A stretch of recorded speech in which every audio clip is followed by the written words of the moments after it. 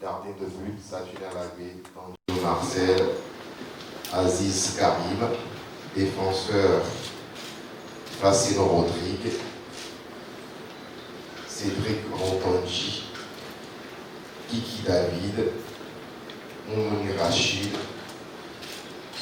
Yohan Roche, Sankamao, Souleymane Sika, Tidjani Mohamed, Olivier Verdon, milieu, Arinvi, Arango, Amoussou, Doku Dodo, Cessi, Samadou, Hassan Imran, Junior Lieutenant et attaquant, Dossou, Rontondi, Andreas, Steve Mounier, Dossi et Traoré, Steve Warren. Deux nouveaux joueurs qui sont pour la première fois avec moi. C'est Bachirou, qui est au club champion, le capitaine du Coton FC, en tant que défenseur central. Et nous avons Samadou Atidjekou de Banigansé, que nous avons suivi avec Moussa, qui a fait un très bon stage, que nous avons suivi avec Mathias Huguenon, l'entraîneur des U20. Et il a émergé comme un joueur d'avenir et peut-être celui qui est le plus près de notre équipe. D'ailleurs, pour vous dire un chiffre, la moyenne d'âge de notre groupe est de 24,9. C'est-à-dire quand je suis arrivé, le groupe d'avant, c'était 29 ans. C'est presque le même groupe que celui que nous avions à Abidjan au mois de juin et qui avait déjà commencé à montrer de bons signes au mois de mars à Amiens. Il y en a 3 qui ne sont plus là. On va parler de tous les 3, je vais vous expliquer pourquoi. Donc, première chose, Techao, qui est à Chicago, a été opéré de ligament croisé. Il s'est blessé au retour de notre regroupement à Abidjan. Il est rentré dans son club, il se fait les croisés. Donc, il est actuellement en rééducation. C'est la raison pour laquelle il n'est pas là. En ce qui concerne Prince, il y a différentes analyses médicales et différentes opinions médicales. Il y en a une de notre staff médical qui a dit qu'il est valable pour jouer et il peut faire tous les efforts nécessaires et parfois on peut compenser des ligaments croisés avec une musculature renforcée du quadriceps et des ischio-jambiers. Et c'était son cas. Il avait, avec son paquet de muscles, suffisamment de force pour rendre le genou stable. Donc, quand il y a deux opinions médicales, ceux qui disent qu'il faut opérer, on préfère attendre un peu pour voir si ce n'est pas possible, sans opération, de le sauver pour le football. Donc, on a essayé cette méthode-là. Il a fait des stages à Bordeaux. Bordeaux voulait le prendre, mais vous avez peut-être vu ce qui s'est passé à Bordeaux. Le club a chuté en 4e division et il y a un désordre total. Donc, je ne peux pas me permettre d'envoyer un garçon dans un club comme ça actuellement. Donc, du coup, il est allé à Chicago. Puisqu'ils étaient contents de Techao, ils ont vu Prince également et ils ont constaté qu'il valait mieux faire une opération. Donc maintenant, on va vers ça. Nous allons vers une opération, soit à Chicago ou en Allemagne, où il y a des gens qui veulent bien, dans la clinique Charité à Berlin, s'occuper de lui.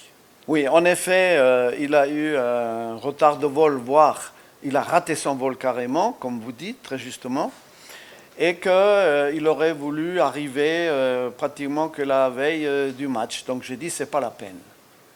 Tu peux rester chez toi. Parce qu'il a manqué de discipline sur le coup et nous l'avons écarté du groupe. Maintenant, depuis, il a joué dans son club, qui reprend très tôt, comme vous le savez, dans les pays de l'Est. Ils reprennent très très tôt, ils jouent la qualification pour la Champions League en Europe, etc. Il a fait tout ça. Il a montré des regrets, voire même des excuses. Et du coup, il n'y a aucune raison de se priver d'un joueur qui joue sur le plan international à un plus haut niveau. Donc il est de retour dans la liste, comme d'ailleurs 2 autres, voire 3 autres joueurs qui sont là. C'est notamment Andreas qui est de retour. Donc ça, c'est une bonne nouvelle. Il était blessé la dernière fois, comme vous le savez. Nous avons Warren Traoré qui fait de bonnes choses aussi avec le Lokomotiv de Sofia qui est de retour. Donc on en est très heureux. Et puis on a le compartiment offensif que vous voyez, hein, qui est complété par Tosin, qui a fait tous ses premiers matchs avec Lorient. Malheureusement en deuxième division, mais ils ont bien commencé avec 2 victoires. Pour votre information, cette liste a été faite il y a 3 semaines, parce qu'il faut présenter au ministère des Sports une liste 1 mois avant, provisoire, avec une trentaine de joueurs. Donc la situation d'il y a 3 semaines n'était pas forcément celle qu'il y a aujourd'hui. On ne savait pas qu'Obassa jouerait la Champions League avec Raymond. Et avec son club, d'ailleurs il a été éliminé, mais c'est quand même bien d'avoir fait ce pas-là. Il ne jouait plus avant, comme vous le savez bien, à l'AS Cotonou. Et il y a eu des problèmes disciplinaires. D'accord? Ça, c'est par rapport à Obassa. Mais la porte est ouverte pour un retour. Ensuite, nous ne faisons pas partie des entraîneurs qui jettent les joueurs parce que pendant 1 ou 2 mois, ils sont en difficulté. C'est un joueur qui a beaucoup de mérite pour son pays. C'est un joueur irréprochable. C'est le vice-capitaine de l'équipe. Avant de l'écarter, de le jeter, on lui donne encore la possibilité de venir en tant que 2e ou 3e gardien pour jouer le rôle dans le groupe qui est très important. Un rôle d'ancien, un rôle de grand frère, Dodo est là pour le confirmer, et un rôle qui, pour le coach, est très important.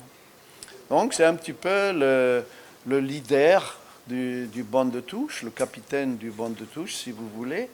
Et ce rôle-là, il l'a très bien fait déjà au mois de juin. Et comme je tiens à une certaine continuité, comme je vous ai expliqué tout à l'heure, il est toujours avec nous. Dossou Jodel, avec ce qu'il a fait au mois de juin, sans avoir joué dans son club à Sochaux, ou alors juste en réserve, et avec les propositions qu'il a maintenant de Ligue 2, il y a 2 clubs de Ligue 2, je pense qu'il va signer avant la fin du mercato. Il a résilié son contrat, c'était le principal problème avec Sochaux. Il a résilié son contrat, donc il est libre. Il peut signer encore après le 31. Mais je pense qu'il va signer avant le 31. J'en suis presque sûr. Il y a 2 clubs de Ligue 2 en France et un club autrichien.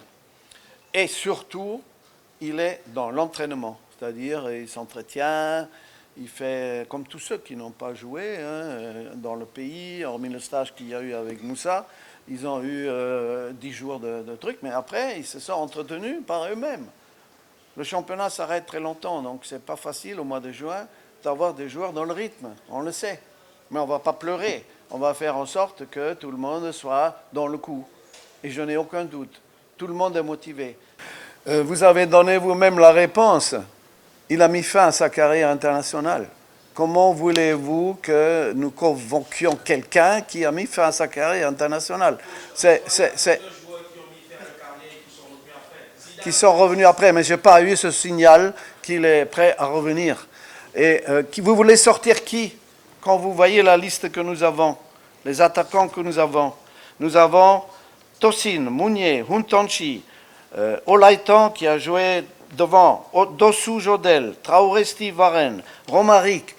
Vous voulez sortir qui pour faire la place pour un autre? On a déjà 7 joueurs devant, on ne peut pas jouer avec 10 attaquants. Il faut faire un choix, le choix est fait.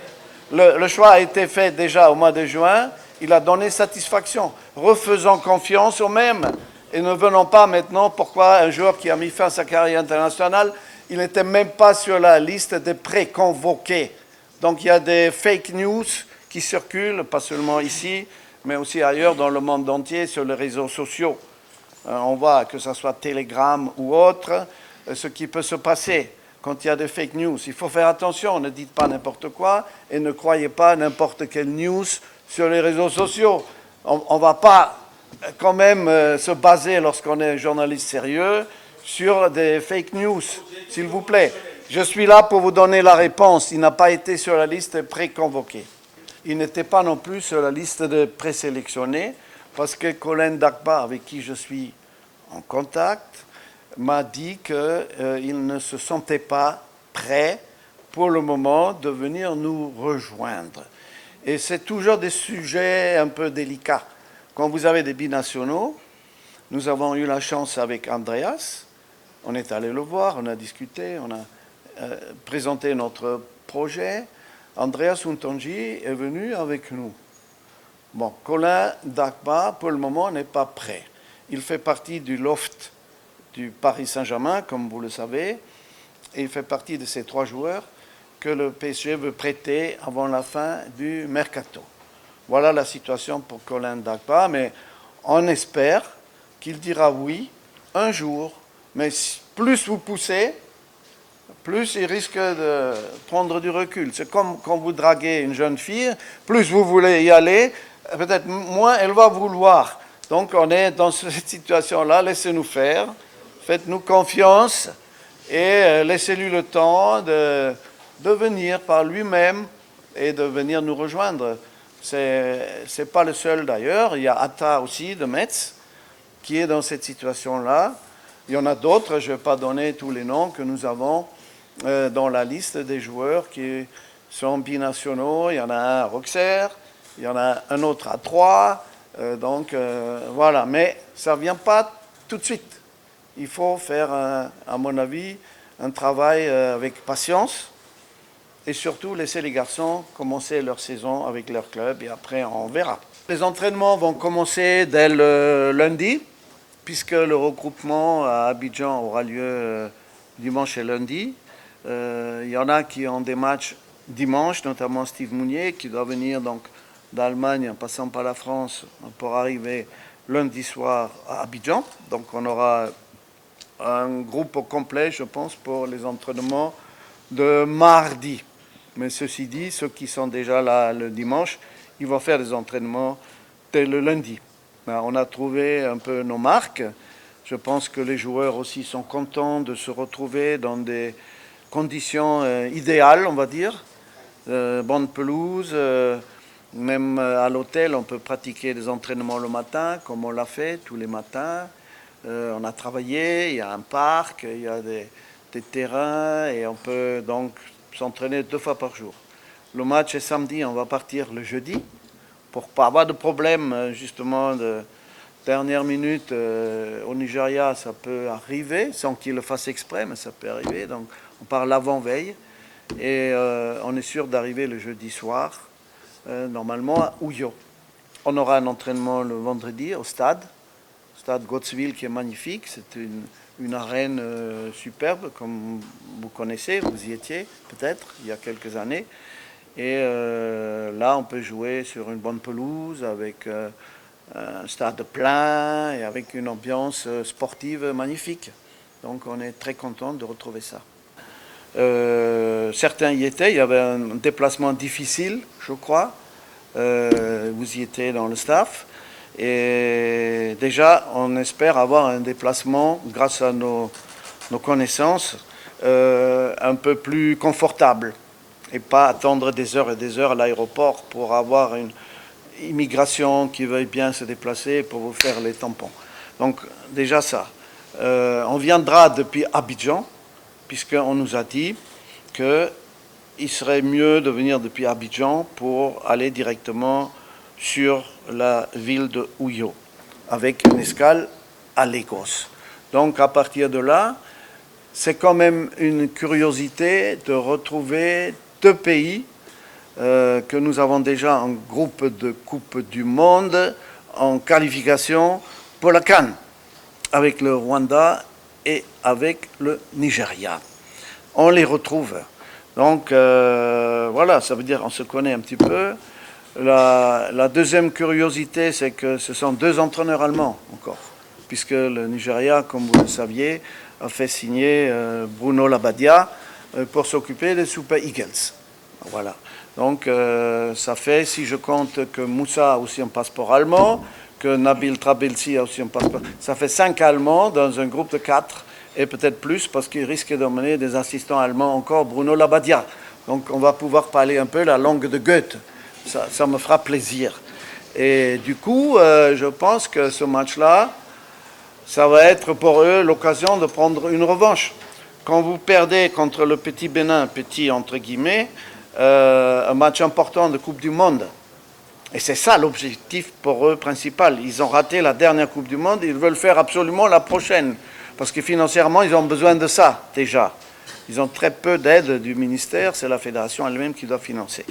Et donc, du coup, voilà, c'est pour eux, évidemment, très important, et en plus pour un coach pour son premier match, de commencer positivement une collaboration. Mais, justement, on a pris confiance. Je pense que les joueurs sont là pour confirmer que maintenant, on sait qu'on peut faire bien contre les grandes équipes. Ce n'est pas seulement contre le Nigeria qu'on l'a prouvé, on l'a prouvé même avant, contre d'autres pays. Et du coup, on y croit, malgré les petites difficultés que certains joueurs ont dans leur club, parce que chez nous, c'est autre chose. Ce n'est pas un club, c'est une famille, c'est un groupe qui travaille bien ensemble. Il y a une motivation extrême. Il y a un capitaine, un nouveau capitaine qui a commencé à trouver ses marques et qui dirige bien ses coéquipiers. Et nous avons maintenant une connaissance les uns des autres pour dire qu'on sait où on va. Voilà, donc ce match au Nigeria va être magnifique, mais il va être extrêmement difficile, on le sait. Mais on a un bon espoir de faire quelque chose. Et après, par contre, on n'a que 3 jours pour préparer le deuxième match de la Libye. La Libye, c'est un peu l'inconnu. Les dernières informations qu'on a, ils ont bien commencé leur qualification en Coupe du Monde, d'ailleurs. Ils sont bien classés. Mais ils auraient des petits soucis de Benghazi. Les joueurs ne veulent pas venir. Il y a un problème interne, c'est ce qu'on m'a dit hier. Donc, voilà, on va voir ce qu'ils vont présenter déjà dans le premier match contre le Rwanda, qui joue, avantage pour eux par rapport à nous. Ils ont 2 jours de plus de récupération entre les 2 matchs, parce qu'ils jouent 2 jours avant. Donc parfois, je ne comprends pas trop la CAF, comment elle organise les choses. Ça manque un peu d'équité sportive. S'il y a un pays qui a 2 jours de plus de préparation qu'un autre, c'est quand même un avantage. 1 jour encore, je vais bien, mais 2, ça fait beaucoup. Donc on attendra et on verra en fonction du premier match. Pour le moment, il n'y a que le Nigeria qui compte pour nous. Et